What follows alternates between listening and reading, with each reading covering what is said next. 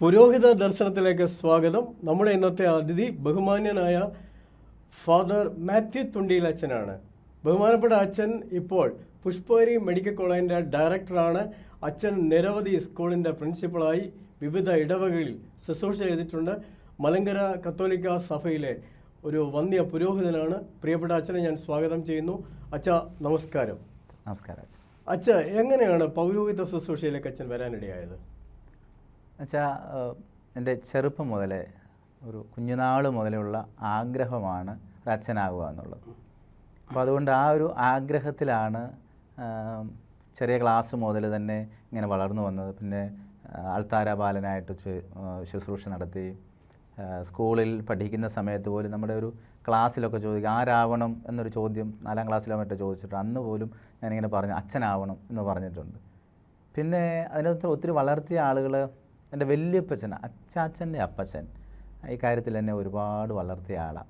അപ്പച്ചനോടിൽ നിന്നാണ് സത്യത്തിലൊരു വലിയ ആത്മീയ ചൈതന്യം ലഭിച്ചു എന്ന് ഞാൻ വിശ്വസിക്കുന്നത്. അങ്ങനെ പിന്നീട് പൗരോഹിത്യത്തിലേക്ക് 10ാം ക്ലാസ് കഴിഞ്ഞിട്ട് ഇങ്ങനെ കടന്നു വരാൻ വേണ്ടി തീരുമാനിക്കും. ഇവിടെ ദൈവവിളി ക്യാമ്പ് നടക്കുന്നു. അങ്ങനെ അതിനിടയിൽ എല്ലാ വർഷവും സമ്മർ കാലത്ത് ഒരു ജീസസ് ക്യാമ്പ് എന്നുള്ള പേരിലൊരു ക്യാമ്പ് നടക്കും. അപ്പോൾ ആ ക്യാമ്പിൽ നമ്മൾ ഷമ്മാശന്മാരെ കാണുക, അവരോട് പരിചയപ്പെടുക, പിന്നെ സിസ്റ്റേഴ്സിനെ കാണുന്നു. ഇങ്ങനെ ദൈവവിളി ഒരു സമയത്ത് ഇങ്ങനെ ലഭിച്ചു എന്നതിനേക്കാൾ ഒരു ഗ്രാജുവൽ ഗ്രോത്ത് ആയിരുന്നു ദൈവവിളിയിലേക്ക്, പൗരോഹിത്യത്തിലേക്ക് കടന്നു വന്നു. ഓക്കെ, മാതാപിതാക്കൾ ഒരുപാട് പ്രാർത്ഥിച്ചിട്ടുണ്ടാവും ഇതിൻ്റെ പിന്നിൽ. തീർച്ചയായും. അതെന്തായിരുന്നു, എങ്ങനെയായിരുന്നു അതിൻ്റെ ഒരു അനുഭവം? അമ്മ പ്രാർത്ഥിക്കുക? സത്യത്തിൽ അമ്മ ഒരു സാധാരണ വീട്ടമ്മ. അച്ചാച്ചന് വളരെ കൂലിപ്പണിയൊക്കെ ചെയ്യുന്ന ഒരാൾ. ഞങ്ങൾ 3 മക്കളാണ്. ജീവിതത്തിൽ കുറച്ച് അധികം ബുദ്ധിമുട്ടിലൂടെ കടന്നു പോകാൻ ദൈവം അനുവദിച്ചിട്ടുണ്ട്. അത് ഇപ്പോൾ ചിന്തിക്കുമ്പോൾ നടത്തിയ വഴികളെല്ലാം അനുഗ്രഹത്തിൻ്റെ വഴികളായിരുന്നു എന്ന് ചിന്തിക്കും. ആ സമയത്തൊക്കെ ദൈവമുമ്പിൽ ആശ്രയം പ്രാപിക്കാൻ, പ്രാർത്ഥിക്കാൻ ഞാൻ ആവർത്തിച്ച് പറയുന്നു. അതിൽ എന്നെ കൂടുതൽ വളർത്തിയത് വല്യപ്പച്ചനാണ്. 2ാം ക്ലാസ് വരെ പഠിച്ചിട്ടുള്ളൂ അപ്പച്ചനോട് വർത്താനം പറയുമ്പോൾ. പക്ഷേ ബൈബിളിലെ സങ്കീർത്തനങ്ങൾ, പ്രാർത്ഥനകൾ എല്ലാം മനപ്പാടം. രാവിലെ 4 മണി, ഒട്ടും അതിശയോക്തിയില്ല, 4 മണിയാകുമ്പോൾ മനമേ പക്ഷി ഗണങ്ങൾ ആ പാട്ടൊക്കെ പാടി രാവിലെ നാട്ടുകാരെയൊക്കെ ഉണർത്തുന്ന അപ്പച്ചനാണ്. അങ്ങനെ ഒരു വല്യപ്പച്ചൻ്റെ സ്വാധീനവും പിന്നെ അപ്പൻ്റെ അമ്മയുടെയും പ്രാർത്ഥനകളും കൂടെയുള്ളവരെയൊക്കെ പിന്നെ ജീവിതാനുഭവങ്ങളും എന്നെ പൗരോഹിത്യത്തിലേക്കും ദൈവവിളിയിലേക്കും കൊണ്ടുവന്നു എന്ന് പറയുന്നതിൽ വലിയ സന്തോഷവും അഭിമാനവും. അച്ഛാ, ഇന്നത്തെ കാലഘട്ടം പോലെ ഒരു സമൃദ്ധിയുടെ കാലഘട്ടമല്ലായിരുന്നു, കഷ്ടപ്പാടുകളുണ്ടായിരുന്നു. തീർച്ചയായും. കാർഷിക ബാക്ക്ഗ്രൗണ്ട് അല്ലായിരുന്നു. അതെ. അപ്പോൾ ആ കാർഷിക ബാക്ക്ഗ്രൗണ്ടിൽ അപ്പനും അമ്മയും വല്യപ്പച്ചനും ഒക്കെ കഷ്ടപ്പെടുന്ന സമയത്ത് കൃഷി ചെയ്യുമ്പോൾ അവർ പ്രാർത്ഥിക്കുമായിരുന്നു. തീർച്ചയായും. അതായിരുന്നു ഒരു അനുഭവം എന്ന് അച്ഛൻ പറയാൻ പറ്റുമല്ലേ? തീർച്ചയായിട്ടും. അവരുടെ പ്രാർത്ഥന, കഷ്ടപ്പാടുകൾ എന്ന് പറഞ്ഞാൽ വളരെ ബുദ്ധിമുട്ടുള്ള ഒരു കാലഘട്ടത്തിലൂടെ കടന്നു പോയിട്ടുണ്ട് സത്യത്തിൽ. പക്ഷേ ദൈവാശ്രയം അവരെ എന്നും ദൈവത്തിൽ ആശ്രയിക്കാനും ആ കുടുംബത്തെ മുമ്പോട്ട് കൊണ്ടുപോകാനും അപ്പനെയും അമ്മയൊക്കെ നിർബന്ധിച്ചു. എൻ്റെ വല്യപ്പച്ചനെ ആ ഒരു കുടുംബം അങ്ങനെ വളർന്നു വന്നത് അങ്ങനെയാണ്. തീർച്ചയായിട്ടും. ഓക്കെ, ഈ സൺഡേ സ്കൂൾ വേദപഠനം അങ്ങനെ ഒരു പദ്ധതി ഉണ്ടായിരുന്നു. അതിൽ ചെറുപ്പം മുതലേ അൾത്താര ബോയ് ആയിരുന്നപ്പം മുതലേ പോകാനായിട്ടൊക്കെ കഴിഞ്ഞിരുന്നു. അപ്പോൾ അതിൽ ആരാണ് സൺഡേ സ്കൂൾ അധ്യാപകനൊക്കെ ആരായിരുന്നു? സൺഡേ സ്കൂൾ അധ്യാപകൻ ഒരു ബേബിച്ചാൻ എന്ന് പറയുന്ന അച്ഛൻ ഇപ്പോഴും ഉണ്ട്. ബേബിച്ചാനാണ് സൺഡേ സ്കൂളിൻ്റെ ഹെഡ് മാസ്റ്ററൊക്കെ ആയിരുന്നു. ഞങ്ങൾ കുറച്ച് ചെറിയ കുഞ്ഞു പള്ളിയാണ്. റാന്നിയിൽ വരവൂരാണ് എൻ്റെ സ്വദേശം. അപ്പോൾ ഒരു കൊച്ചു പള്ളിയാണ്. അപ്പോൾ അതിങ്ങനെ ആ ഇടവക്കാരെല്ലാം ഒരു കുടുംബം പോലെ, കുറച്ച് വീട്ടുകാരേ ഉള്ളൂ, ഒരു കുടുംബം പോലെ കഴിയുന്നു. ഈ ബേബിച്ചാൻ എന്ന് പറയുന്ന ആൾ, അതുപോലെ തന്നെ ഞങ്ങളുടെ ഒരു വർഗീസ്, PC വർഗീസ് എന്ന് പറഞ്ഞൊരു ചായനുണ്ട്, കുഞ്ഞുട്ടിച്ചായൻ അങ്ങനെ വിളിക്കുന്നത്. ഞാൻ എൻ്റെ സെമിനാരി ചേരണമെന്നുള്ള ആഗ്രഹം ആദ്യമായിട്ട് എൻ്റെ വീട്ടിൽ പറയുന്നതിന് മുമ്പ്, മറ്റാരോടും പറയുന്നതിന് മുമ്പ് പറഞ്ഞത് ഈ PC വർഗീസ് എന്ന് പറയുന്ന ഈ കുഞ്ഞുട്ടിച്ചായൻ എന്ന് പറയുന്ന അന്നത്തെ എൻ്റെ സൺഡേ സ്കൂളിൻ്റെ സാറായിരിക്കുന്ന ആ ചായനോടാണ് പറഞ്ഞത് എനിക്ക് സെമിനാരി പോവുക എന്ന് പറഞ്ഞത്. അത് എത്രാമത്തെ വയസ്സിൽ അങ്ങനെ തീരുമാനിച്ചത്? 10ാം ക്ലാസ്സിൽ. 10ാം ക്ലാസ്സിൽ പഠിക്കുന്ന സമയത്ത്. അത് കഴിഞ്ഞ് പിന്നെ ഇന്നത്തെ കാലത്തെ പോലെ പ്രീ ഡിഗ്രി എല്ലാം സെമിനാരി വന്നിട്ടായിരുന്നു. അത് കഴിഞ്ഞ് ഫിലോസഫി അവിടെ തന്നെ പഠിച്ചു. ഫിലോസഫിക്ക് പോയത് മംഗലപ്പുഴ ആലുവയിൽ, തിയോളജി പൂനായിൽ, പേപ്പൽ സെമിനാരിയിൽ. ആ സമയത്ത് തന്നെ ഒരു സന്യാസ ജീവിതത്തിലേക്ക് പോകാനായിട്ട് ഈ 10ാം ക്ലാസ്സിൽ തന്നെ തീരുമാനിച്ചു. തീർച്ചയായിട്ടും.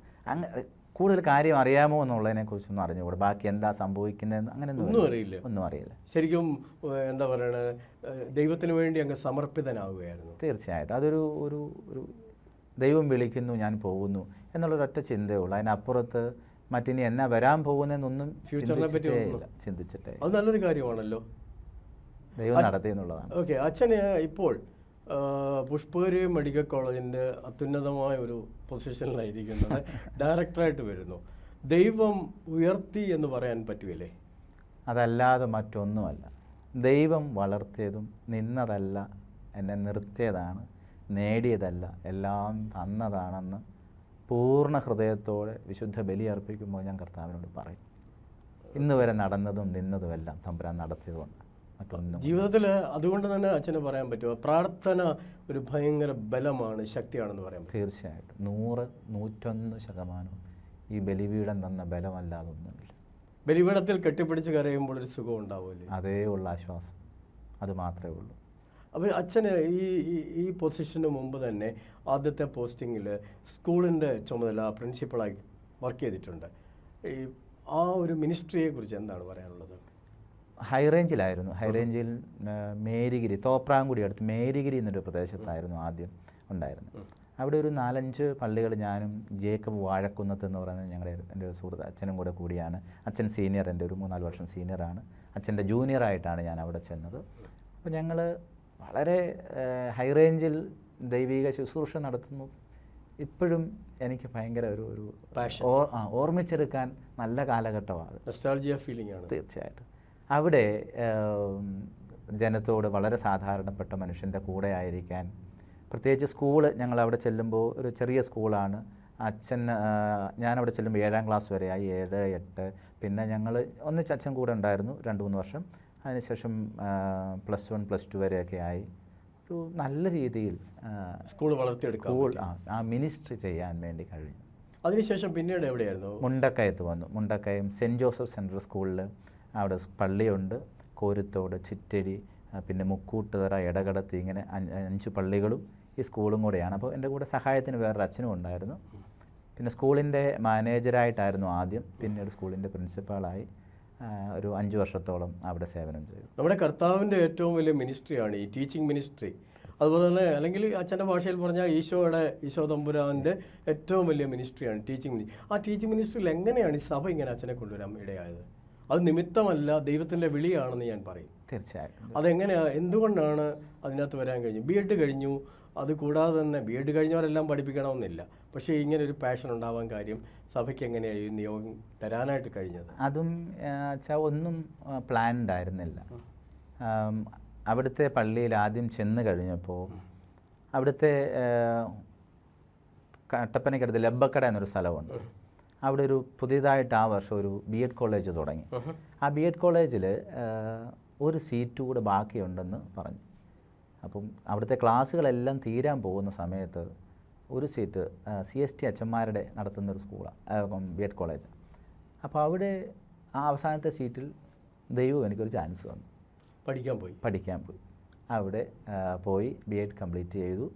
പിന്നെ അതിനുശേഷം നമുക്ക് തൊട്ടടുത്ത് അവിടെ തന്നെ സ്കൂളുണ്ടല്ലോ, ആ സ്കൂളിൽ തന്നെ പഠിപ്പിക്കുകയും കുഞ്ഞുങ്ങളോട് ഇടപെടാൻ, പ്രത്യേകിച്ച് എന്നും നമ്മളെ ഇങ്ങനെ പുതുതാക്കി സൂക്ഷിക്കാൻ ഈ കുഞ്ഞുങ്ങളോട് ഇടപെടുന്നതിൻ്റെ അത്രയും വേറൊരു മാർഗവുമില്ല. കാരണം പുതിയ ഇന്നോവേറ്റീവ് കാര്യങ്ങളൊക്കെ നമുക്ക് ചെയ്യാനും, പിന്നെ കുഞ്ഞുങ്ങൾക്ക് എന്നും പുതിയതാണല്ലോ കാര്യങ്ങൾ. സ്കൂളിലെന്നും ഇന്നലത്തെ പ്രശ്നമല്ല ഇന്നത്തെ പ്രശ്നമല്ല നാളത്തെ. നമുക്കൊരു പ്രീ പ്ലാൻഡ് പരിപാടിയും കൊണ്ട് പോകാനും പറ്റത്തില്ല. പക്ഷേ നന്നായിട്ട് എൻജോയ് ചെയ്തു ഞാൻ ആ സമയം.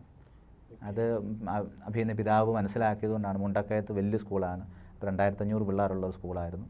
അപ്പോൾ ആ സ്കൂളിലേക്ക് പിതാവ് അപ്പോയിൻമെൻറ്റ് തന്നതൊക്കെ ആദ്യത്തെ സ്കൂളിലെ അനുഭവങ്ങളെ പിതാവ് കണ്ടതുകൊണ്ടായിരിക്കണം. ഓക്കെ, അതെല്ലാം ദൈവത്തിൻ്റെ നിയോഗമാണ്. തീർച്ചയായിട്ടും. അച്ഛാ, ഇന്നത്തെ ഒരു പശ്ചാത്തലത്തിൽ അച്ഛൻ സ്കൂളിലൊക്കെ പഠിപ്പിക്കുന്ന കുട്ടികളൊക്കെ ഏത് സഭയാണേലും ഇത്രമാത്രം ഒരു സമർപ്പണ ബോധമുണ്ടോ? അതുപോലെ തന്നെ കുട്ടികൾക്ക് ഏറ്റവും വലിയൊരു പ്രശ്നം അഡിക്ഷനാണ്. അത് ലഹരിയാവാം, മാധ്യമങ്ങളാവാം. അച്ഛൻ്റെ ഒപ്പീനിയൻ എന്താ? എന്തുകൊണ്ടാണ് നമ്മുടെ കുട്ടികൾ ഇങ്ങനെ ഈ ഒരു ലഹരി അവരുടെ ജീവിതത്തിൽ? പഠനമായിരുന്നു പണ്ട് ലഹരി, അതുപോലെ തന്നെ പഠിച്ച് മിടുക്കരാവണം. ഇന്ന് അതിൻ്റെ കൂടെ സൈഡ് ബിസിനസ്സായി പോകുന്നുണ്ടോ എന്ന് ഞാൻ ചിന്തിക്കുകയാണ്. അച്ഛൻ്റെ ഒപ്പീനിയൻ എന്താണ്? എനിക്കതിനെക്കുറിച്ച് രണ്ട് അഭിപ്രായമുണ്ട്. കുഞ്ഞുങ്ങൾ ബേസിക്കലി നല്ല മക്കളാണ്, നല്ല മക്കളാണ്. പക്ഷേ അവർ വളർന്നു വരുന്ന പരിതസ്ഥിതികൾ പലപ്പോഴും അവരെ അഫക്റ്റ് ചെയ്യുന്നുണ്ട്. അവർ ഇടപെടുന്ന കൂട്ടുകാർ, കുടുംബത്തിലെ സാഹചര്യം, അവർക്ക് ലഭിക്കുന്ന ഇടങ്ങൾ എല്ലാം അവരെ ഇങ്ങനെ സ്വാധീനിച്ചുകൊണ്ടേയിരിക്കുക. അതുകൊണ്ടാണ് പല മക്കളും നമുക്ക് കൈവിട്ടു പോകുന്നതായിട്ട് തോന്നുന്നത്. ഇപ്പോൾ ഞാൻ ആത്മാർത്ഥമായി വിശ്വസിക്കുകയും ഞാൻ ഇടപെടുകയും ചെയ്യുന്ന ഒരു ബോധ്യം, കൈ എത്തിപ്പിടിക്കാവുന്ന ദൂരത്തിലാണ് നമ്മുടെ മക്കളെല്ലാവരും എന്നുള്ള ചിന്ത. ആരും അത്രത്തോളം നഷ്ടപ്പെട്ടു പോയിട്ടില്ല. തിരികെ എടുക്കുക. അഡിക്ഷൻ്റെ കാര്യം അച്ഛൻ പറഞ്ഞു, സത്യമാണ്. ചിലപ്പോൾ സങ്കടം തോന്നും ചില ക്ലാസ്സുകളിൽ കുഞ്ഞുങ്ങൾ ഇരിക്കുന്ന കണ്ടാലും, ചിലപ്പോൾ അവരുടെയൊക്കെ വേഷവിധാനങ്ങളും രീതികളും കണ്ടാലും അങ്ങനെയുള്ള കാര്യങ്ങളൊക്കെ ഇടപെടേണ്ടി വന്നിട്ടുണ്ട്. പക്ഷേ എന്നാലും ഞാൻ പറയുന്നു, ബേസിക്കലി ഈശോ കർത്താവ് സൃഷ്ടിച്ചത് നന്നായിട്ട് തന്നെ, എല്ലാം നല്ലതായിരിക്കും തന്നെയാണ് ദൈവം കണ്ടു. ചില സാഹചര്യങ്ങളിലൊക്കെ മാറിപ്പോകുന്നുണ്ട്. ഓക്കെ, നമുക്ക് രൂപപ്പെടുത്താൻ പറ്റുന്ന ഒരു തലമുറയാണ് കുഞ്ഞുങ്ങൾ. തീർച്ചയായും. ഞാനിപ്പോൾ വർക്ക് ചെയ്യുന്നുണ്ട് സൺഡേ സ്കൂൾ കുട്ടികളുടെ ഇടയിലൊക്കെ. എൻ്റെ വൈഫ് വർക്ക് ചെയ്യുന്നുണ്ട്. പക്ഷേ എനിക്ക് തോന്നുന്നത് നമുക്ക് അച്ഛൻ പറഞ്ഞ പോലെ കൈയെത്തി പിടിക്കാവുന്ന ദൂരമാണ്. പേരൻസിനോട് ഒന്ന് പ്രോത്സാഹിപ്പിച്ചാൽ ഒരു കളക്റ്റീവ് വർക്കാണ്. പാരീഷിലൊക്കെ ആണെങ്കിലും പേരൻസിലൂടെ ടീച്ചേഴ്സും എല്ലാം കൂടെ വിചാരിച്ചാൽ, പ്രത്യേകിച്ച് വേദപഠനമൊക്കെ കൊടുത്താൽ നല്ലതായിരിക്കും. അച്ഛാ, നമ്മൾ വന്ന സാഹചര്യം നമ്മളെ സ്വാധീനിച്ചത് സൺഡേ സ്കൂൾ അധ്യാപകരുടെയും വചനം പഠിപ്പിക്കുന്നതുകൊണ്ടാണ്. തുണ്ടിയിലച്ഛൻ വചനത്തിന് നല്ല ഊന്നൽ കൊടുക്കുന്നുണ്ട്. അച്ഛൻ്റെ പ്രസംഗങ്ങളൊക്കെ എനർജറ്റിക് ആയിട്ടാണ്. ഈശോ അല്ലെങ്കിൽ കർത്താവിനോട് ബന്ധിപ്പിക്കാനുള്ള പ്രസംഗങ്ങളാണ്.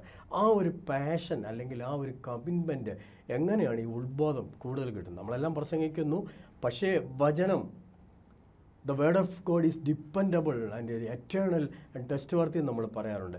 ഈ വചനം എങ്ങനെ ബൈബിൾ സെമിനാരി പഠിച്ചു എന്നതിലുപരിയായി ഇത് എന്തുകൊണ്ടാണ് ഇങ്ങനെ ഒരു ആവേശം കാണിക്കുന്നത്?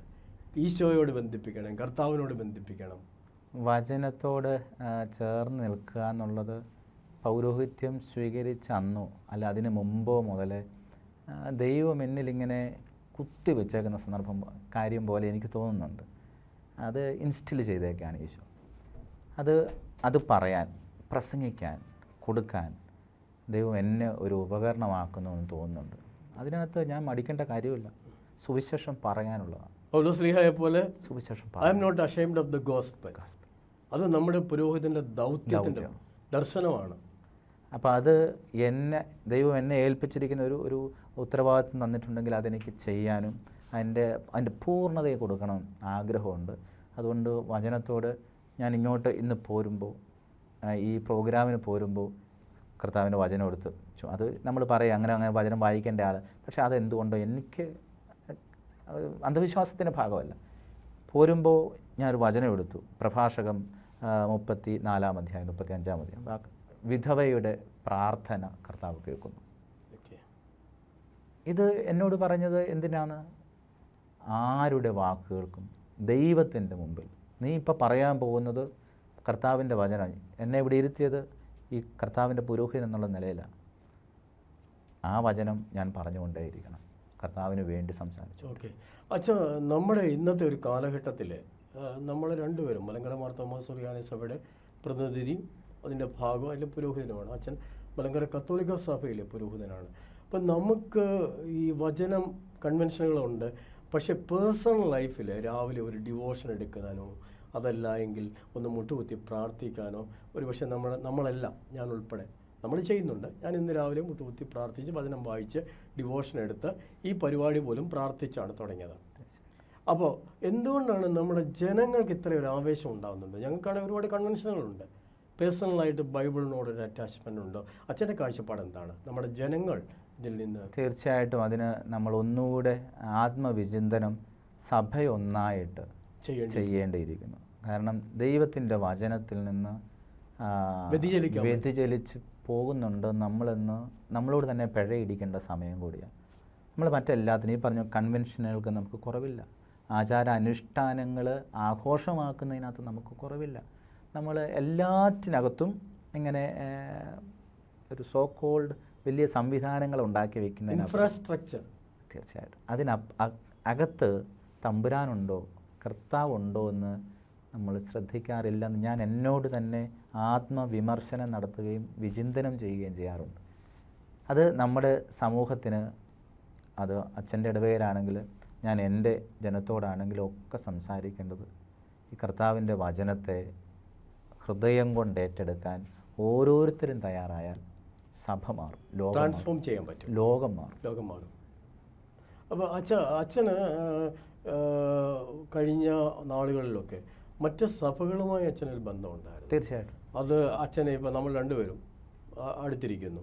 ഇങ്ങനൊരു മനോഭാവം, എക്യൂമെനിക്കൽ ദർശനം നമുക്ക് ഉണ്ടാക്കി തന്നത്, അച്ഛൻ ഉണ്ടാക്കി തന്ന ആരായിരുന്നു? അതെൻ്റെ മാതാപിതാക്കളാണ്. തീർച്ചയായിട്ടും. എൻ്റെ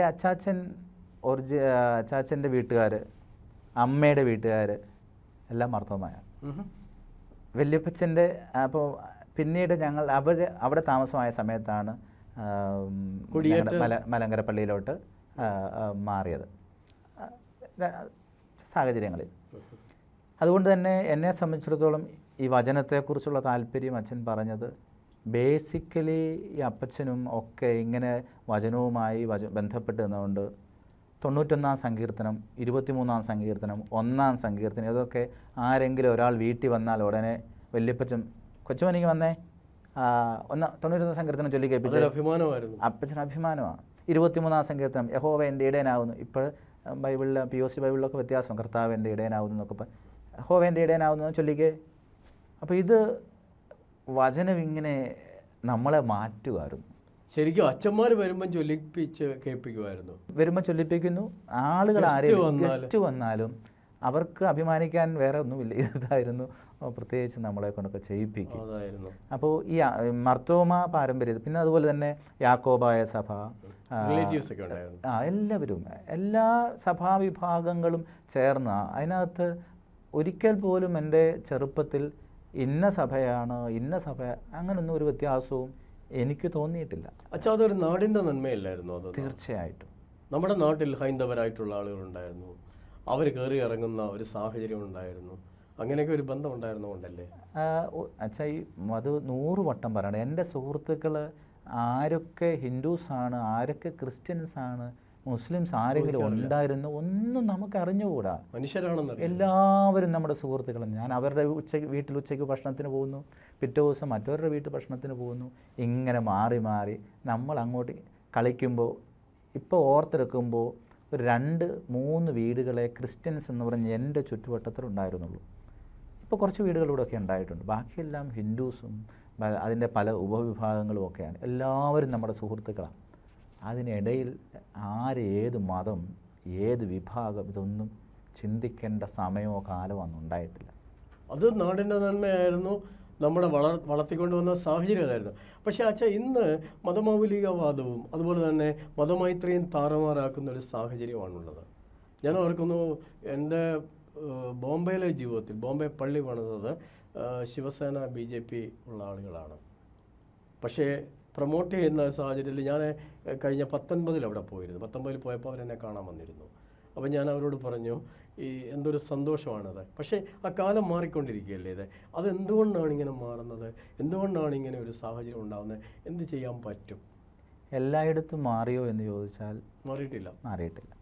ഈ കഴിഞ്ഞ ഡിസംബർ 30 വൈകുന്നേരം എൻ്റെ ഇടവപ്പള്ളി, ഞാനിപ്പോൾ ആയിരിക്കുന്ന വരൂർ, എൻ്റെ സ്വന്തം ഇടവപ്പള്ളിയിൽ, അവിടെ പെരുന്നാളാണ്. ആ പെരുന്നാൾ പ്രദക്ഷിണം പോയി വരുന്നത് ഹിന്ദുക്കളൊക്കെ ഉള്ള ഒരു ഏരിയയിലൂടെ വന്നത്. ഒരു ശ്രീകൃഷ്ണസ്വാമി ക്ഷേത്രത്തിൻ്റെ അവിടെ എത്തിയപ്പോൾ ക്ഷേത്ര അധികാരികൾ വന്ന് സ്വീകരിച്ച് വന്ന് പ്രദക്ഷിണത്തിന് കൂടി എല്ലാവർക്കും അവലും മലരും ഒക്കെ കൊടുത്ത് അത് സ്വീകരിച്ചിട്ടാണ് പ്രദക്ഷിണം മുമ്പോട്ട് പോയത്. എരുമേലി എൻ്റെ വീടിൻ്റെ ദൂരെയല്ല. ഈ മതമൈത്രി എന്ന് പറയുന്നത് നമ്മൾ ജീവിക്കുന്ന സാഹചര്യം നമ്മൾ രൂപപ്പെടുത്തിയെടുക്കുന്ന കൂടിയല്ലേ. ചിലയിടത്ത് ചിലതൊക്കെ വിപ്ലവ പ്രശ്നങ്ങളൊക്കെ ഉണ്ട്, അതിനെ തമസ്കരിക്കുകയല്ല, ഉണ്ട്. പക്ഷേ അതിനപ്പുറത്ത് മനുഷ്യനെ ഒന്നായി കാണാനുള്ള വലിയ മനോഭാവം ദൈവം നമ്മിൽ, വിശാല ഹൃദയം ദൈവം നമ്മിൽ തന്നിട്ടുണ്ട്. അതുപോലെ തന്നെ മദർ തെരേസ പറഞ്ഞിരിക്കുന്ന പോലെ, അമ്മ പറഞ്ഞത്, സ്നേഹം കൊണ്ട് കീഴ്പ്പെടുത്താൻ പറ്റും. അച്ഛന് സ്കൂളിലെ ചരിത്രം പറഞ്ഞു. കർത്താവിൻ്റെ മിനിസ്ട്രിയാണ്. Healing ministry, teaching ministry, preaching ministry. Preaching മിനിസ്ട്രിയെ പറ്റി പറഞ്ഞു. ഇതുപോലെ ഒരു എന്താ പറയുക, സമന്വയിപ്പിച്ച ഒരു മിനിസ്ട്രി കർത്താവ് ചെയ്തപ്പോൾ അതിന് നമുക്ക് ഭാഗവാക്കാകാൻ കഴിയുന്ന വലിയ ഭാഗ്യമാണ്. ഇപ്പോൾ അച്ഛന് പുഷ്പഗിരി മെഡിക്കൽ കോളേജിൻ്റെ ഡയറക്ടറായിട്ട് വർക്ക് ചെയ്യുന്നു. അവിടെ ഒരു ഹീലിംഗ് മിനിസ്ട്രി ഉണ്ട്. അതുപോലെ തന്നെ അച്ഛൻ്റെ ജോലി അഡ്മിനിസ്ട്രേഷനാണ്. എങ്ങനെ ഇതെല്ലാം കാര്യങ്ങൾ നടത്തണം, എന്താ പറയുക, ജോലിക്കാരെ മെയിൻറ്റെയിൻ ചെയ്യണം, ഇതെല്ലാം ഉണ്ടാവും. എന്നാൽ അതിനപ്പുറമായി അച്ഛൻ ഒരു രോഗിയുടെ കിടക്കയിലെടുത്ത് പോകുന്നു. അത് എൻ്റെയൊക്കെ ജീവിതത്തിലുണ്ടായിട്ടുള്ള കാര്യമാണ്. അപ്പോൾ ഞാൻ പറയുന്നത്, അത് ഒരച്ഛൻ വന്ന് രോഗശയ്യയിൽ ഞാൻ കിടക്കുമ്പോൾ എൻ്റെ അടുത്ത് നിന്ന് കയ്യെ പിടിച്ച് എനിക്ക് വേണ്ടി പ്രാർത്ഥിക്കുമ്പോൾ, ഞാൻ പുരോഹിതനാണെങ്കിൽ പോലും എനിക്കൊരു സുഖമുണ്ടായിരുന്നു, എനിക്കതിന് കടപ്പാടുമുണ്ടായിരുന്നു. അച്ഛൻ്റെ ഈ എക്സ്പീരിയൻസ് ഒന്ന് പറയാൻ പറ്റുമോ? അച്ഛൻ ഹോസ്പിറ്റൽ മിനിസ്ട്രിയിലേക്ക് അഭിമന്യ പിതാവ് എന്നെ നിർബന്ധിച്ചാണ് വിട്ടത്. സന്തോഷത്തോടെ ഞാനത് സ്വീകരിക്കുന്നു. കർത്താവിൻ്റെ സൗഖ്യ ശുശ്രൂഷയിൽ പങ്കെടുക്കാൻ ദൈവം അനുവദിക്കുന്ന ഒരു സന്ദർഭമാണ്. പ്രത്യേകിച്ച് നമ്മുടെ തിരുവല്ല ഏരിയയിൽ, മധ്യ തിരുവിതാംകൂറിൻ്റെ ഈ പശ്ചാത്തലത്തിൽ എല്ലാ നന്മകളും അതിന് അർഹരായവർക്ക് കൊടുക്കാൻ കഴിഞ്ഞ 65 വർഷത്തോളമായി പുഷ്പഗിരി ഹോസ്പിറ്റൽ ഇങ്ങനെ നിൽക്കുന്നു. ആദ്യം ഒരു 8 ബെഡ് ഉള്ള ചെറിയ ഒരു സംവിധാനമായിട്ട് തുടങ്ങിയതാണ് നമ്മുടെ ഹോസ്പിറ്റൽ. അത് പ്രത്യേകിച്ച് അന്നത്തെ കാലത്ത് സ്ത്രീകൾക്ക്, ഈ പ്രഗ്നൻ്റ് ലേഡീസിന് അവർക്ക് മരണനിരക്ക് കൂടുന്നു, കുഞ്ഞുങ്ങളുടെ മരണനിരക്ക് കൂടുന്നു എന്ന് കണ്ടതുകൊണ്ട് അന്നത്തെ മെത്രാപ്പോലിത്ത അതിനുവേണ്ടി അന്നത്തെ അരമനയാണ്, ചെറുപുഷ്പഗിരി അരമനയാണ് ഇപ്പോൾ ഹോസ്പിറ്റലായിട്ട്, പുഷ്പഗിരി ഹോസ്പിറ്റലായിട്ട് മാറിയിരിക്കുന്നത്. അപ്പോൾ അങ്ങനെ ഒരു ദൗത്യത്തിൽ, ദർശനത്തിൽ തുടങ്ങിയതാണ് ഈ ഹോസ്പിറ്റൽ. അതിങ്ങനെ കാലക്രമത്തിൽ മെഡിക്കൽ കോളേജായിട്ട് വലിയൊരു സംവിധാനമായിട്ട് വളർന്നു. പക്ഷെ അതിൻ്റെ ബേസിക് ത്രസ്റ്റ് കർത്താവിൻ്റെ സൗഖ്യ ശുശ്രൂഷ ലോകത്തിന് കൊടുക്കുക എന്നുള്ളത് തന്നെ. അച്ഛൻ പുഷ്പഗിരിയുടെ ഏറ്റവും വലിയ ലക്ഷ്യം അച്ഛൻ പറഞ്ഞല്ലോ ഹീലിംഗ് മിനിസ്ട്രി ആണെന്ന് പറഞ്ഞു, കർത്താവിൻ്റെ സൗഖ്യദായക ശുശ്രൂഷയാണ്. നിങ്ങൾ അവിടെ ചാരിറ്റി ചെയ്യുന്നുണ്ടല്ലോ? തീർച്ചയായിട്ടും. അതിനെങ്ങനെയാണ് ചാരിറ്റി ചെയ്യാനായിട്ട്, അതിന് പണം കണ്ടെത്താനായിട്ട് കഴിയുന്നുണ്ടോ? സ്പോൺസേഴ്സാണോ, എങ്ങനെയാണ് അത് ചെയ്യുന്നത്? പുഷ്പഗിരി ചെയ്യുന്ന ചാരിറ്റി വർക്ക്സ് അതതിൻ്റെ മിഷൻ മാൻഡേറ്റാണ്. ഓക്കെ. ചാരിറ്റി അല്ലെങ്കിൽ കർത്താവിൻ്റെ ശുശ്രൂഷ നടത്തുക എന്നുള്ളത് മാത്രമാണ് അതിൻ്റെ അടിസ്ഥാനം. സാമ്പത്തികമായി ബുദ്ധിമുട്ടുള്ളവരെ അത് അർഹിക്കുന്നവർക്ക് അത് സഭയ്ക്ക് ചെയ്യാവുന്ന എല്ലാ രീതിയിലുള്ള സഹായങ്ങളും ചെയ്യുന്നുണ്ട്. പല സ്കീമുകളുണ്ട്. ഒപ്പം എന്നൊരു സ്കീമുണ്ട്. അത് സാധാരണപ്പെട്ട മനുഷ്യന് വളരെ ചെറിയ തുകയിൽ അവർക്ക് ശുശ്രൂഷ നടത്തി ലഭിക്കുന്ന ഒന്നാണ് ഒപ്പം. സ്പർശം എന്ന് പറയുന്ന ഒന്നുണ്ട്. റോഡ് ആക്സിഡൻറ്റിൽ പെടുന്ന ആളുകൾക്ക് ഫ്രീ ആയിട്ടുള്ള ട്രീറ്റ്മെൻറ്റ് കൊടുക്കുന്ന ഒരു സ്പർശം. രണ്ടാമത് പിന്നെയുള്ള ഒരെണ്ണമാണ് good Samaritan golden hour care എന്ന് പറയുന്നത്. റോഡ് ആക്സിഡൻറ്റിൽ പെട്ട ആൾക്ക് ആദ്യത്തെ 3 മണിക്കൂർ എമർജൻസിയിൽ ഫ്രീ ട്രീറ്റ്മെൻറ്റ്. ഇഷ്ടം എന്ന് പറഞ്ഞാൽ വേറൊരു പ്രോഗ്രാമുണ്ട്. ഒരു കുഞ്ഞുങ്ങൾക്ക് എമർജൻസിയിൽ വന്നാൽ അവർക്ക് ഇഷ്ടമുള്ള പൈസ കൊടുത്താൽ മതി, കൊടുത്തില്ലേലും കുഴപ്പമില്ല, ഇഷ്ടമുള്ള പൈസ കൊടുക്കുക. ഈ ട്രീറ്റ്മെൻറ്റ് വരുന്ന ആളുകൾ ചിലപ്പം ബില്ല് കൊടുക്കാൻ വയ്യാതെ വരുന്ന സമയത്ത് അച്ഛൻ ഇടപെട്ടിട്ട്. തീർച്ചയായിട്ടും അത് എല്ലാ കാര്യത്തിലും എപ്പോഴും ഉണ്ട്. അതിൻ്റെ ചെയ്യുന്നുണ്ട്. പല സ്കീമുകളുണ്ട് നമുക്ക്. ഓക്കെ. അപ്പോൾ ഇത്രയും നേരം അച്ഛൻ്റെ ദർശനങ്ങളും പൗരോഹിത്യ ശുശ്രൂഷയും മെഡിക്കൽ കെയർ എന്ന് പറയുന്നത് കർത്താവിൻ്റെ ദർശനമായിരുന്നു. അതൊരു പുരോഹിതൻ്റെ ദർശനമായിട്ടാണ് അച്ഛൻ ഇപ്പോൾ ചെയ്യുന്നത്. അച്ഛൻ ഫാമിലിയിൽ പേരൻസ് ഒക്കെ ഉണ്ടോ? ആരൊക്കെയുണ്ട് ഇപ്പോൾ വീട്ടിൽ? അമ്മ കഴിഞ്ഞ 3 വർഷം മുമ്പ് മരിച്ചുപോയി. അമ്മയ്ക്ക് ക്യാൻസർ ആയിരുന്നു, അമ്മ മരിച്ചു. അച്ചാച്ചനുണ്ട്, അപ്പൻ.